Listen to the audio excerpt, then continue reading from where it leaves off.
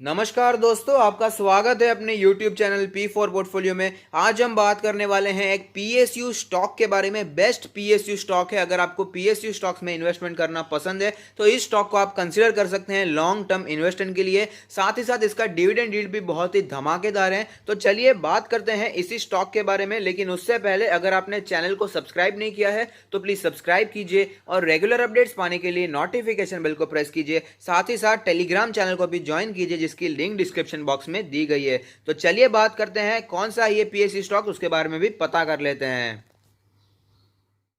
तो आप देख सकते हैं ये पीएसयू स्टॉक है कोल इंडिया। कोल इंडिया को आप जानते ही होंगे। लास्ट ट्रेडेड प्राइस है 131 रुपीज, जो कि ऑलमोस्ट फ्लैट दिखाई दिया है। 52 वीक लो ज्यादा दूर नहीं है, 119 के आसपास ही है। तो हम कह सकते हैं 52 वीक लो के आसपास ही हमें ये स्टॉक मिल रहा है। 52 वीक हाई है 236 रुपीज का, जिससे ये ऑलरेडी अच्छा खासा करेक्शन पे मिल रहा है। टेक्निकल रेटिंग हमें यहाँ पर वेरी बियरिश बता रहे हैं। वैल्यूएशन के बारे में बात करें तो कोई छोटी मोटी कंपनी नहीं है। मार्केट कैप है 80,000 करोड़ के आसपास की।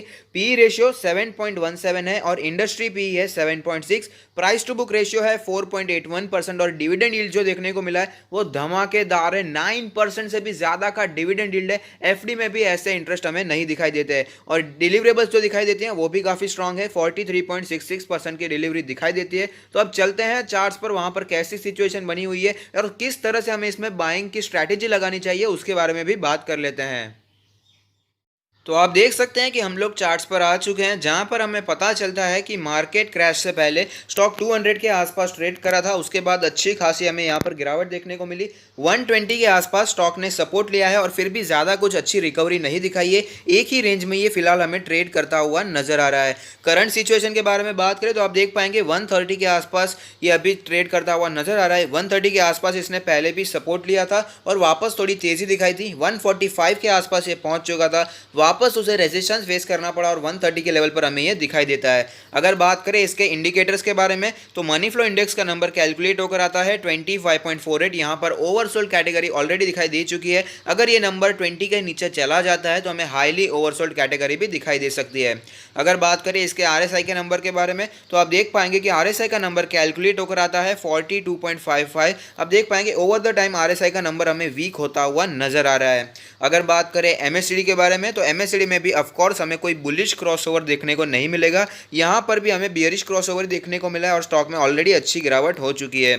अगर बात करें इसके बॉलिंजर बैंड के बारे में तो आप देख पाएंगे कि बॉलिंजर बैंड के लोअर बैंड के आसपास ही फिलहाल ये ट्रेड कर रहा है। लोअर बैंड है 126 के आसपास, मीडियन जो है वो है 135 का लेवल, अपर बैंड कैलकुलेट होकर आता है 144 के आसपास का लेवल।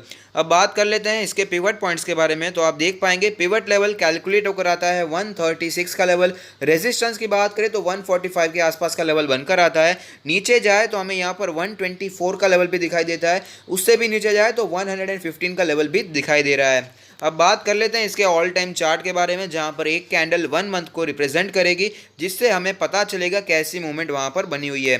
तो आप देख पाएंगे ऑल टाइम चार्ट पर भी कोई अच्छे रिटर्न्स दिखाई नहीं देते। ओवरऑल हमें इसमें गिरावट ही देखने को मिल रही है। वेल्थ को डिस्ट्रक्ट करता हुआ ही यहाँ पर नजर आया है। और आपको पता ही होगा सिर्फ इसी स्टॉक में नहीं, ओवरऑल सारे पीएसयू में बहुत ज़्यादा पिटाई हो चुकी है, क्योंकि इसका रीज़न है कि गवर्नमेंट स्टॉक में एफिशिएंसी काफ़ी कम रहती है। आपको पता ही होगा कोल इंडिया में काफ़ी दिनों से स्ट्राइक चल रहा है, तो एफिशिएंसी उससे बहुत ही ज़्यादा कम हो जाती है। तो अब चलिए बात कर लेते हैं किस तरह से इसमें हमें बाइंग करनी चाहिए, कौन सी स्ट्रैटेजी अप्लाई करनी चाहिए।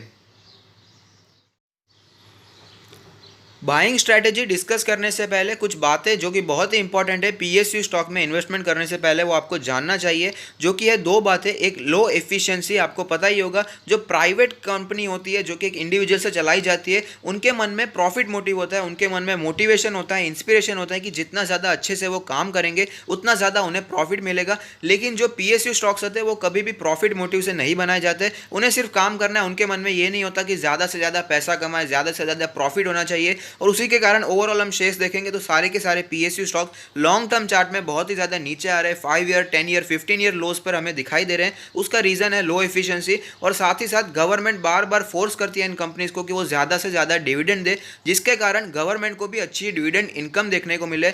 इसका एक रीज़न अच्छा है कि डिविडेंड इन्वेस्टिंग हम यहाँ पर कर सकते हैं, लेकिन इसी कारण से हमें ज़्यादा ग्रोथ हमें दिखाई नहीं देती है, क्योंकि जो सारा प्रॉफिट होता है, कैश होता है, उसे डिविडेंड के तौर पर गवर्नमेंट में बांटना पड़ता है, शेयर होल्डर्स में बांटना पड़ता है और ये बात जानना बहुत ही ज़रूरी है। तो ये स्टॉक मैं उन्हीं इन्वेस्टर्स के लिए लाया हूँ जो कि डिविडेंड इन्वेस्टिंग में मानते हैं, जो कि चाहते हैं कि सेफ कोई शेयर मिल जाए जिसमें अच्छा डिविडेंड मिलता हो, रेगुलर इनकम जनरेट हो पाए। तो उन्हीं लोगों के लिए मैं कोल इंडिया रेकमेंड करूंगा। और साथ ही साथ लॉन्ग टर्म के लिए, शॉर्ट टर्म में आप सोच रहे हैं बहुत ही ज़्यादा ऊपर निकल जाएगा, तो ऐसी हमें सोच नहीं रखनी चाहिए। एक दूसरा भी रीज़न है, फिलहाल ही न्यूज़ आई थी कि कोल इंडिया में एम्प्लॉय स्ट्राइक कर रहे हैं, तो ऐसे छोटे मोटे कोई इशू आते ही रहते हैं और उसी के कारण पीएसयू स्टॉक थोड़े अंडर परफॉर्म करते हुए काफ़ी सालों से नजर आ रहे हैं। तो ये बात मैंने आपको बता दी है जो कि आपको ध्यान में रखनी चाहिए। अगर आप इसके लिए रेडी है तो ही आप इसमें इन्वेस्टमेंट कीजिएगा। अब बात कर लेते हैं बाइंग स्ट्रैटेजी के बारे में, कैसे इन्वेस्टमेंट करना चाहिए। तो अगर आपके पास 1 लाख का पोर्टफोलियो है तो क्या इसमें से 50,000 कोल इंडिया को दे दे? नहीं, ऐसा नहीं करना है। हैवीली इन्वेस्टेड हमें नहीं करना है,